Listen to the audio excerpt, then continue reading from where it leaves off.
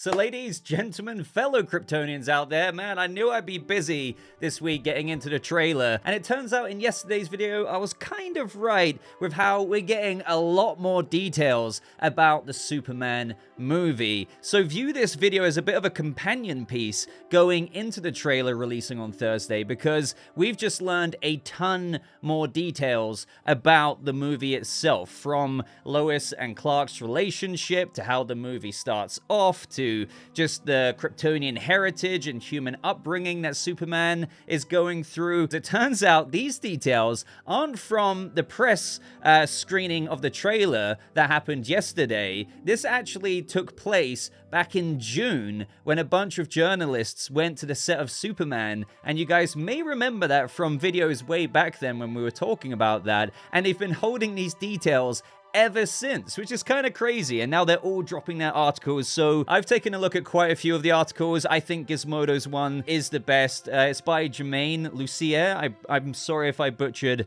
your name there, but he did a great write-up. And by the way, subscribe to the channel if you haven't done so already. You might be new here. A lot of you tell me that you think you're subscribed, but you actually check the red button, and it turns out you weren't. I was just popping up on your recommended page. I know so many people hate when YouTubers say this at the beginning of the video, but I know there's a lot of new viewers, so maybe hit that subscribe button to make sure you're up to date on everything DC Studios and Superman. So, from Gizmodo here, and I'll leave the article linked in the top pinned comment so you can check it out yourself. 15 new details. The first one, the film starts in a unique way. So Gunn says, we just start in the middle of the action. Superman already exists, Lois and Clark already know each other, Lex hates Superman's guts from the beginning, although they don't know each other personally, so we start right in the middle of the action. So this is very intriguing stuff, but it's also kind of stuff we somewhat already knew. I mean, maybe you don't if you haven't followed my videos for a while, but I have heard myself when I mentioned this a long time ago. I think DC Film News was even teasing it as well. It was out there quite a bit that the movie could have a kaiju in it, and well, those toy leaks definitely pointed to that, and the beginning of the movie could actually, according to some rumors out there, start with Superman facing off against some kind of kaiju, just kind of like launching you into a day in the life of Superman, as I put it back then. And I think that's a good way of just starting it, right? You're kind of launched in there with a bit of action, you're engaged straight away. Hopefully it's some really badass action, VFX, all of that good stuff. You get to see Superman and his capabilities in this iteration of it, the power scaling of all of it right away. And I think that's just a good thing to do, because I think that will capture everyone's attention. I'm sure there'll be a kick-ass soundtrack, well, score to that. More on the soundtrack or score in a little bit, because that might subvert some of your expectations with regards to what Gunn's done before, but what he's doing here in Superman is just a bit different. But that's great to know. I like the idea of launching into action for a few minutes maybe, and then, you know, maybe we pick up with Clark Kent, you know, walking to the Daily Planet through all of those people on the sidewalk, you know, bumping into people, and then the pacing slows down a little bit and we're launched into the movie, and it kind of sets up the other characters. Since this universe has already existed and Superman isn't an origin, it's not surprising to know that Lex hates Superman's guts from the beginning, as James Gunn said, although they don't know each other personally. So that's just intriguing to kind of picture it in our heads. So they don't know each other personally, so could that mean that Superman and Lex Luthor haven't actually spoke to one another? Maybe Superman hasn't floated outside the balcony of LexCorp right at the top and exchanged words with him just yet. But that doesn't mean that Nicholas Holt's Luthor doesn't hate everything that Superman stands for, and has hated him for quite a while, ever since his emergence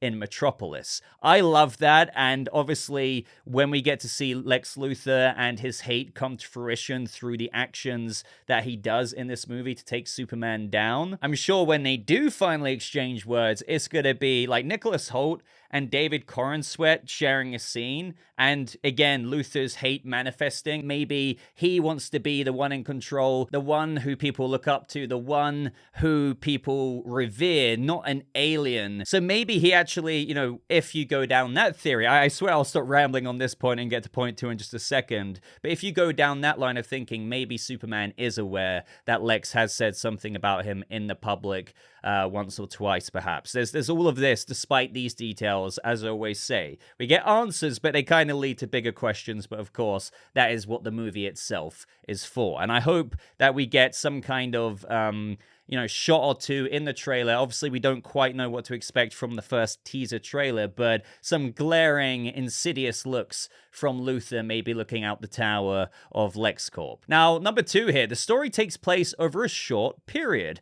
After dropping Superman into the action, the main story of the movie will take place over a short amount of time, Gunn said. I think that's fair enough. It's not like you need to 35 minutes in and 23 seconds, say 3 months later. But all of this stuff that Superman has to deal with Luthor, Ultraman, whatever the heck is going on there, the Engineer, and you get these other heroes involved. Yeah, it makes sense that it will take place over potentially just a week or two. I mean, kind of random comparison here, but the Batman covered, a microcosm of a story in that of Gotham with the Riddler over only a week. So it's that kind of self-contained little chapter in Superman's life that we're going to see. Now, point number 3 is Superman is about legacy, but needed a title change. So what they go and say here interested me because I've always said, despite the title change, I absolutely think that Superman Legacy and what that title meant still applies to the movie. It's not like they changed the title because they changed the script.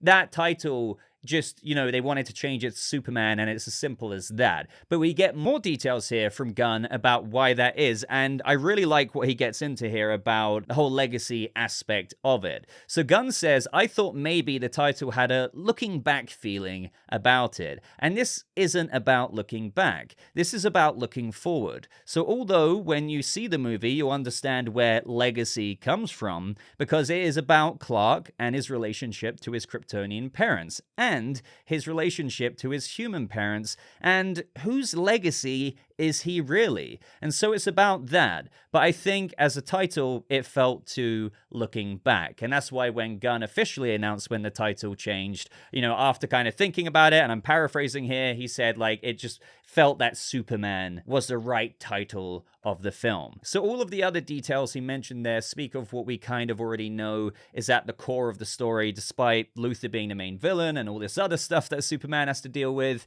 The kind of one of the core themes of the film is about Clark reconciling his human upbringing with his Kryptonian heritage. And kind of coming to this point in his life, this maybe, I don't know if I want to say crossroads, but it's like, whose legacy am I from really? I am an alien who grew up literally like a human. Sure, I have, superhuman abilities, but he was still raised human. But as he grew older, obviously, he would have gone to the Fortress of Solitude, learned a lot more about his Kryptonian heritage, and maybe that could have even happened recently, before the events of the film, and he's coming to terms with that more and more, especially as he's finding his place in this world, as his emergence of Superman happened sometime before the events of the film. And I can't wait to see that. I think that's going to be a really delicate story to tell. It's going to show a lot of introspection with Clark Kent, and I can't wait for David Corenswet to show those acting chops off about his human life with Jonathan and Martha Kent, and we know they've been cast in the movie, but also, discovering and, actualizing his Kryptonian self as well, and, maybe learning a lot more about that from Millie Alcock's Supergirl, because that's something I've been excited for as well.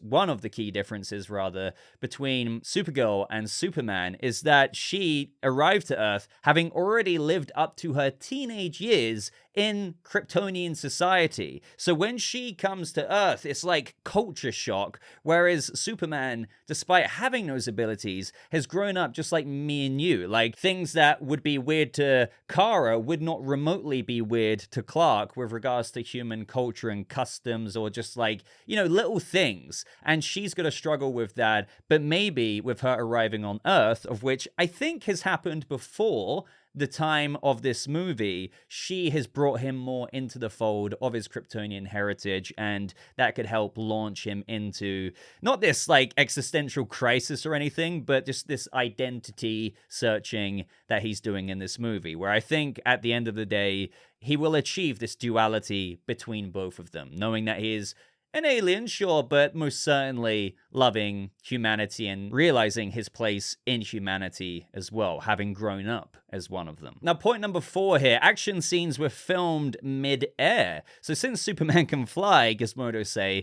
Gunn wanted there to be incredible action, not just on the ground, but in the air too. To do so, they took inspiration from some very cool movies and pushed other technologies forward. So Gunn says, being able to shoot stuff in the sky is really hard. So we took a lot from films like Top Gun Maverick. We shoot a lot of our action with actual drones flying in and around Superman and the people that he's flying with, the engineer and whoever else that he's fighting up in the air. And we did that on sound stages. We got these really small, crazy drones now. We've got some of the best flyers in the world here who are working with it. And the reason why this is really good, by the way, actually filming it with drones while Corenswet is like, hanging up like this, along with other actors with drones actually flying around him, is because it's not done with CG. Now, I'm not saying there isn't going to be CG in this movie, let's not be silly, but capturing it like that will add such a layer of quality and high caliber just filmmaking to the feel of Superman cinematically, then I think a lot of people will even realize and appreciate even hearing right now until you see it on the screen, compared to that of just, hey, let's get a CGI model of him and do it that way. So the fact that they went through that effort is just going to polish the movie to another level with its action and flying scenes. And, you've got Hawk Girl in there as well. She would have been doing the same things with drones flying around, Isabella Merced. Maybe Mr. Terrific as well with his little rig that he's got. And of course, Green Lantern. Now, point number 5, maybe I'm wrong there, I'm losing track, but it'll be more serious than Guardians of the Galaxy. Now, this is something I've been saying about the tone, trying to tell people not to worry about it because they think, it's going to be Guardians of the Galaxy, Peacemaker kind of tone in Superman. Like, come on, like, you may not have too much faith about this movie in terms of wherever you stand with the outlook on Gunn doing Superman, but I never vibed that, and Gunn gets into details here. So he says, I start with a place that's very hopeful and fun, but incredibly grounded and incredibly serious all at the same time. It's humorous, but it certainly is not as comedic as either Suicide Squad or Guardians. There's plenty of humor in it. People like Rachel Brosnahan, who plays Lois Lane, are so funny, and David Corenswet, who plays Superman, is very funny as well. So there's humor in it, but it's trying to create something that is grounded, but also it's an incredibly fanciful world. It's fantasy. It's taking from other things like Game of Thrones, where it's this universe where superheroes actually exist. What are they like? There's a magic there that's undeniable. So just even with the latter there, I love hearing that because Gunn's gone on enough about how this world really is going to be that comic book world where you pick up a comic book from DC Comics and turn the page, and it's just, this is it. It's not like what we see in some cinematic universes where they try and balance like a bit of reality with it, which is an approach I dig. Look at Matt Reeves as the Batman, but of course there's fantastical elements with the fact that there's a guy in a batsuit. Is that so realistic? But you get what I'm saying here. Like, James Gunn's not going to shy away from the comic book fantastical aspects of bringing a DC universe to our screens. But as for the tone of the film, it is going to have the levity of Superman. It's going to be quite light at times, but by all means, that has never once dissuaded this film from approaching various plot points in the movie or scenes getting serious and sincere and feelsy when it demands it, like that's absolutely going to happen. So the tone there, I think, is made up of a few descriptive words in a recipe that I think will make a fun yet endearing Superman movie. Now, next up, the movie is score driven, not song driven, plus John Williams. So Gunn says there's nods to John Williams, and then also John Murphy's created this incredibly beautiful score. But the one thing is, it is a score. It's not a soundtrack. So it's not about the songs. There's a few songs in it, and of course I chose those songs beforehand, but it isn't like any of my previous movies really in terms of the score is what drives it. It's a much more of a score film. So that is very fascinating because I know a lot of people have been wondering, okay, James Gunn, whether that's Guardians of the Galaxy Volume 1, 2, and 3, Peacemaker to Creature Commandos, you name it, the Suicide Squad, he's known for his great implementation of tracks, like a soundtrack, actual songs for needle drop moments. But here he is confirming that with the exception of a couple of songs, which will be in the movie, it will be very heavily score driven, which I think is a very good choice because I prefer this. Like, don't get me wrong, as he said, there's going to be a couple of songs and maybe they're cool needle drop moments, but the film isn't remotely mimicking the formulaic approach he's taken with his previous projects. And I think for a Superman movie, you do need a beautiful score. And now we've heard that teaser of John Murphy's score, which was very heavily influenced with John Williams' Superman theme. You can literally hear it in that teaser. Maybe a hint of Man of Steel, Zimmer in there. But the fact is, it's going to be score-driven. So I'm absolutely okay with that. Gunn is admitting that it's got John Williams in it, but John Murphy, as I suspected, has created his own score on top of the echoes of what many people identify and associate Superman with, and that is the John Williams Superman theme as well. So let me know what you guys think about that, but I think that's really good. Then up next, Superman wears trunks for a good reason. So this one I found really interesting because Gunn says, we were trying on all these different versions, and we screen tested with trunks and no trunks, and one of the things David said is that Superman wants kids to not be afraid of him. He's an alien. He's got these incredible powers. He shoots beams out of his eyes. He's this incredibly powerful, could be considered scary individual, and he wants people to like him. He wants to be a symbol of hope and positivity, so he dresses like a professional wrestler.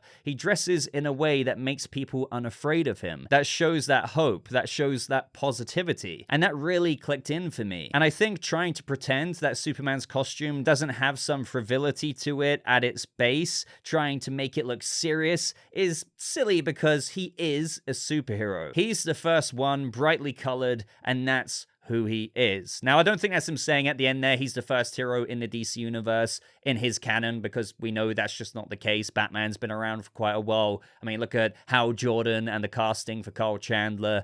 But yeah, that's crazy. David Corenswet is the one who really tipped the scales in the favor of Trunks. Now, I know not everyone here is in favor of Trunks. I've said myself, I really do appreciate all different designs of Superman, and I would have actually opted for no Trunks, believe it or not, but the fact that Trunks were chosen didn't rub me the wrong way. I'm still a big fan of it, if you know what I mean. And the description Gunn gave here is exactly what I read many of you guys saying with regards to the professional wrestler aspect to it all, and how he doesn't want kids to be afraid of him. And I totally get what he's describing there, what David Corenswet was describing to Gunn, and then how that clicked with Gunn. And obviously it's a very accurate Superman look anyway, and that's how they decided to make that plunge. Up next, Mr. Terrific is crucial. I love Mr. Terrific. These characters all get their moment in the sun. They all have their moments. They're not just cameos. These are the characters. They're supporting cast. But Mr. Terrific is the main character of those characters. He actually has a big part of the plot, and so that was fun. So here we have confirmation from Gunn that out of Anthony Carrigan's Metamorpho, Isabella Merced's Hawkgirl, Guy Gardner, played by Nathan Fillion, he is the main kind of metahuman compatriot, if you will, that is a part of the supporting cast, and how he actually has a big role in the plot, a big part of the plot. And I think, of course, that will have to do with Mr. Terrific's like genius intellect. Maybe he does something to go up against the Engineer engineer, because with the engineer's abilities, she can like hack in and do all kinds of things with her liquid nanites, so maybe Mr. Terrific will thwart whatever's going on there. Maybe Mr. Terrific can avert whatever Lex Luthor is doing. I'm not saying he's tech support, but I think he'll come in very, very, very handy. Now, the next detail is what got me really excited with the way Gunn talks about Lex Luthor. So Lex Luthor is almost a sorcerer. So All-Star Superman influenced me more than anything. Being able to take that sort of Silver Age feel, that sort of science fiction approach to it with gadgets, Lex is really a sort of sorcerer in a way. He's a scientist, but he's so good at science, and I think of him as like a sorcerer. And that is, again, music to my ears. Like Nicholas Holt's Luthor we're gonna get a Luthor who is truly Lex Luthor, like businessman, but also heavily engaged in the science aspect of LexCorp. Now, could this lead to the creation of a Superman clone under that black-suited figure, possibly Ultraman figure in the movie, the mysterious character? Maybe. Again, I like to bring up those emojis that Gunn posted with the announcement of Nicholas Hoult as Lex Luthor. There was like a science flask. There was a DNA emoji. So I don't know. Obviously, that's only minimal evidence there, and I don't need to go over all of that again. But he's so good at science that the way Gunn explains his science and what LexCorp is doing in the fantastical DC universe is kind of almost like sorcery. And All-Star Superman being an influence more than anything on this Lex Luthor for Gunn really does back that up with what Lex does in All-Star Superman. I'm not saying they're going to literally copy that storyline, not at all, but it kind of gives you a good idea and impression for what Lex Luthor is capable of science-wise. Up next, we've never seen a Clark and Lois relationship like this. Oh God. Oh God. It's a complicated relationship, and we really get into it, Gunn said. There's long scenes that are about their relationship and the way they relate, and what it would be like for a person who's this incredibly intelligent, strong-headed, stubborn, skeptical journalist to have a relationship with someone who can lift a skyscraper. That is just brilliant, and it is making me think, and one of my biggest questions has been, does she know that Clark is Superman? Or is it just that she knows Superman and has a journalistic relationship with him, but she just knows Clark in the office, but doesn't actually know he is Superman? Maybe, and one thing I've been wanting to see in this movie is actually don't have that be revealed straight away, but maybe have Lois and Clark dating without her knowing that he's Superman. I think that's kind of the typical whimsically romantic thing to do. I'm a bit of a sucker for that kind of stuff, and then you can kind of get a reveal. I don't know. They don't have to do that. There's obviously lots of opinions out there with how they can tackle that. But speaking of which, by the way, up next is Lois probably doesn't know. Jumping off the question of Lois and Clark's relationship, Gunn was asked if Lois knew Clark was Superman, and he says, well, we'll see. She knows who Superman is. So we really can't tell if she does know that Clark is Superman. She knows, as Gunn said, who Superman is. So for me, that kind of low-key confirms that she's done articles on the front page of the Daily Planet about Superman. Maybe My Night with Superman, an interview with him. But I really hope that also means that she doesn't know Clark Kent, the man she works with, is that guy she's been speaking to on the rooftop of the Daily Planet. And that, again, that's the way I would like it handled, but it could be that she knows. But I've got my fingers crossed for the fact that Lois and Clark have only been dating for like a couple of months, and he's having to make excuses up as to why he has to fly away somewhere. But it gets to the point of where it becomes abundantly obvious, or it comes out in another way with maybe Lex Luthor's involvement and how that might force Clark's hand to reveal that to Lois. Who knows? But I love the way Gunn also describes Rachel Brosnahan's Lois Lane.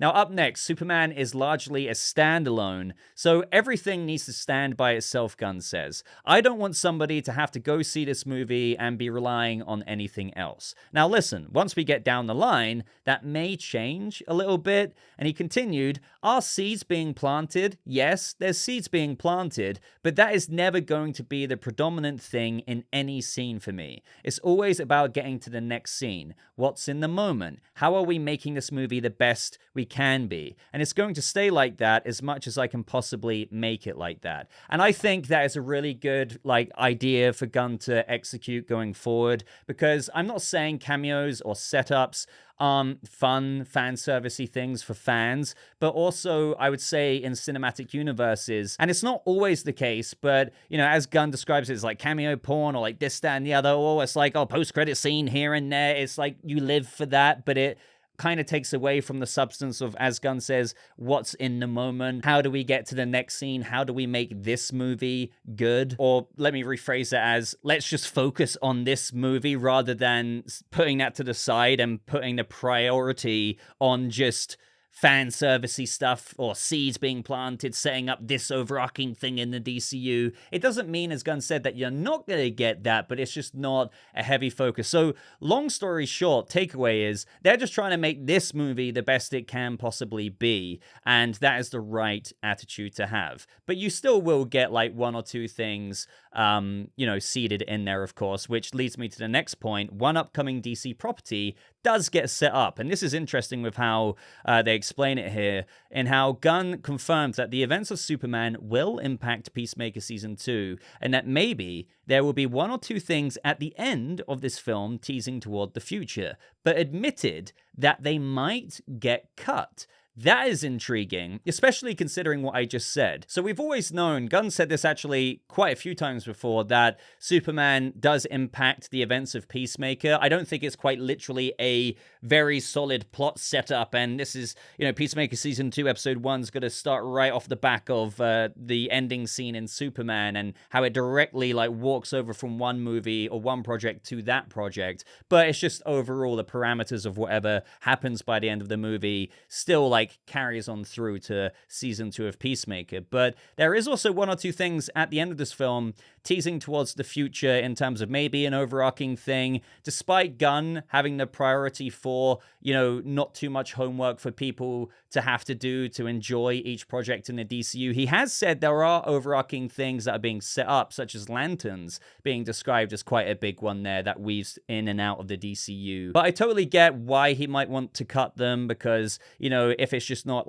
perfect for the film, or it doesn't work in the cut for some reason or another, fair enough. I wonder if that's a setup to the Authority. That's what makes kind of most sense to me with regards to the fact that we have an Authority film on the way, or at least announced and in development, and we know that the Engineer is in this film, and maybe with her realizing that, hey, Superman isn't bad, and me working for Luthor, this is all just speculation by the way, wasn't what I thought it would be, she goes on to become the anti-hero that she is as a part of that Authority team, and maybe there's a scene that they did film, which might be cut, which kind of shows her not walking into the sunset, but going into the direction of that comic book character's source material accurate future with the Authority. But it could honestly be anything. Another idea, of course, is Millie Alcock's Supergirl. Maybe there's a scene where she drives over to the Kent farm or something and they share dinner with Ma and Pa Kent, even though she's been there for a few years. It's just we might not see her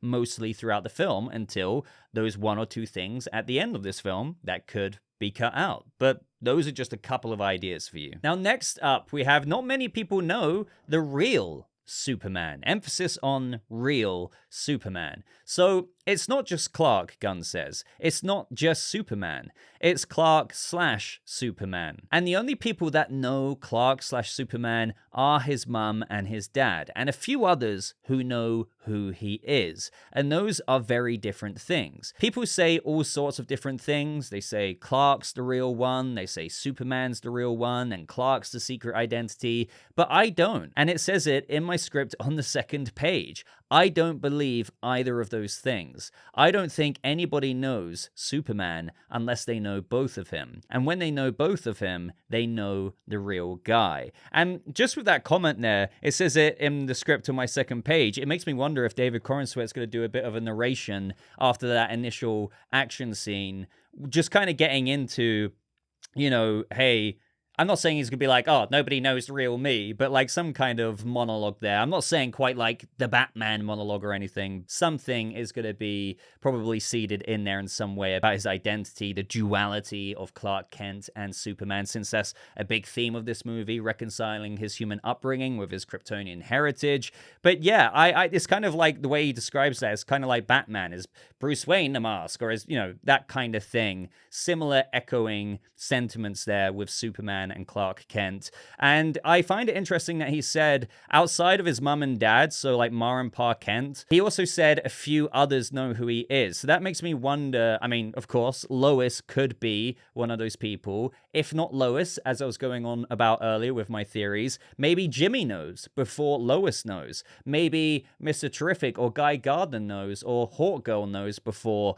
Lois or Jimmy knows, that kind of thing. I think it would be cool to have Jimmy Olsen knowing before Lois knows. I wouldn't be surprised if, in addition to obviously Ma and Pa Kent, it was a couple of the metahuman compatriots who know his identity. But if you guys have any theories about what Gunn said there, I'm all ears. And lastly, guys, this one is really, really interesting because it's all riding on this, as in the DCU. The way they put it there, it is pretty dramatic, but it is also, you know, fairly realistic to a certain extent. So Gizmodo say, when we spoke with Gunn on the set of Superman a year from release, he was pretty overwhelmed for a lot of reasons. I'm miserable, he said. Really, I'm miserable, but hopefully it's for the greater good. And don't read into that too deeply. The guy, as we know, was insanely busy and can you only begin to imagine the pressure of launching a new DCU, and a lot is riding on it. One of the reasons for that seemed to be the pressure he's putting on himself to make sure his version of Superman is great, because if it's not, there's no guarantee we'll see more DC movies after that. There's a plan, one that involves Creature Commandos, Peacemaker, Supergirl, and others, but if Superman doesn't work, well, things could change very quickly. A lot is riding on Superman, he said. I mean, we're not going to just keep making movies, that is, unless Superman is great. So, obviously, that is true. But there is, like, I know a lot of people might panic after that, but at the same time, I wouldn't panic like crazy amounts because, you know, Peacemaker Season 2 is already filmed. Peacemaker Season 1 was a hit. So if Superman doesn't do as well as it should do, I highly doubt they're not going to release Peacemaker Season 2 because, again, on Max, it was very popular in Season 1, and I don't see them doing a tax write-off for Peacemaker Season 2. So, like, stuff like that will still come out. Like, if Lanterns is filming early next year, Supergirl, Woman of Tomorrow, I think, as I've always said, yes, a lot, like, so much rides on Superman being successful, but I've said that I wouldn't be surprised if they keep making those initial projects and then do a review on how things are going. But they're not going to wait too long at all before deciding, hey, what are we going to do? Pull the plug or continue on? I'm not saying they're going to wait 4 years. Sure, you could argue to me they could do a tax write-off of Supergirl, Woman of Tomorrow, like Batgirl, and the same with Lanterns, but I don't know, but I don't think that they would. I can still easily imagine them if, you know, HBO's Lantern. So not Max, but the pedigree of HBO doing the Lantern series, True Detective inspired, if that's still released. Again, like, think about The Penguin, how successful that was. If they make a really good Lantern show, and despite how Superman does, everyone internally is like, yeah, this is freaking awesome, they're probably still going to launch it. But yes, if Superman still doesn't do great, as for the future of greenlighting projects and actually getting into production, that may very well not work out because nothing is guaranteed. We need Superman to kind of do pretty well to prove that, hey, this universe, you know, to Warner Brothers and David Zaslav wanting to continue endorsing what James Gunn is doing, he's got to be like, well, show me the money, James. Like, I like your vision, but we need some proof here. And that's just the reality of the situation. It is a business at the end of the day. This is called show business for a reason, not friend business. Like, oh yeah, you could keep making your DCU projects. We're going to throw hundreds of millions of dollars at you, billions really, with the grand, you know, total of projects that they're doing. No, they need money. And of course, if it absolutely tanks, and we're talking like, Shazam Fury of the Gods money. I mean, I don't think it would do that, because Shazam Fury of the Gods made like 136 million in a total worldwide box office. Black Adam made what, like 396 million for a movie with that budget. That still wasn't great. So you can imagine with the budget of Superman, which we still don't have insanely accurate numbers on that, despite what you may have heard out there. The point is, it's not going to be cheap. And if it made only 390 something million, that would be a catastrophic disaster. That still really wouldn't be good, even if you think hearing 390 something million dollars is a lot of money. No, this movie needs to make more than really the Batman. And when I say that, like, the Batman made 773 million-ish from the top of my head, and I think if it made 700 something million, that wouldn't be a major L. I think like Warner Brothers would still continue with the DCU with that figure, because it shows, oh my god, like, it's not 390 million on the budget and everything we've poured into this new DCU, the insane marketing that we've done for Superman and the beginning of your DCU. It's like, okay, 770, probably wanted more, but like, it's not as bad as it could have been at all. That's actually quite successful. Still depends on the budget, but obviously they're probably hoping for more than that. They're probably hoping for near $1 billion, if not over $1 billion, obviously, but $1 billion box office hit in a comic book space, with a comic book space that's been around for well over a couple of decades, really, and also a brand that has lost the goodwill of a lot of the public. And what I mean by that is, like, I'm not talking about the Snyderverse versus the DC Universe fans. I'm talking like even like James down the street, who doesn't pay that much attention here, may have seen Shazam Fury of the Gods trailers roll in front of the movies at the time, and he was like, I don't care about this. Oh, I don't care about Aquaman 2 and the Lost Kingdom. They need to even get that back from those people. And that is what marketing is about as well. So that's why the marketing is really important. So fingers crossed. But that is where I'm going to end this video. There was a lot of details here, and I had a lot to say about each one. So all that's left for me to say now is let me know your own thoughts on all of these new details down in the comments below. If there's more details coming out somehow, I mean, I'm sorry I didn't put it in this video, but I guess I'll have to probably catch up with that in my Superman trailer breakdown if we hear any additional things. But I hope you enjoyed this regardless. It's got me that much more excited, if that was even possible, for the Superman trailer on Thursday. Can't wait to see what you guys have to say. Leave this video a like if you did enjoy it. Consider subscribing to the channel. But honestly, really appreciate you watching. Thank you so much for your support. I hope you have a lovely rest of your day, and I'll see you fellow Kryptonians in the next video. Goodbye.